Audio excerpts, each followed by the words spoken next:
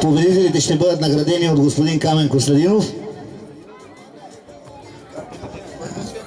главен спонсор на днешното състезание. Както чухте, на трето място се класира кобила Пахни с жокей Междат Изец, собственост Междат Изец, село Искра. Заповядайте, Междат, да получите своята награда.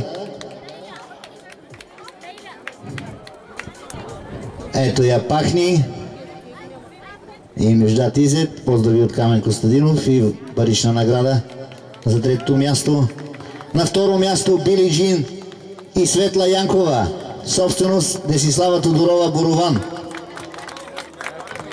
Едно първо, едно второ място за Борован. Прекрасно представяне. И на първо място кобила Болна. Кобила Болна изобщо не е болна, е много здрава.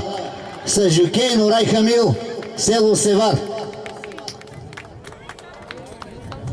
В Севар на 4 ще има големи бягания. Награден фонд 20 000 лева.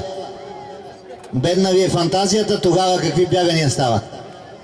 4 май, село Севар, Кубратско.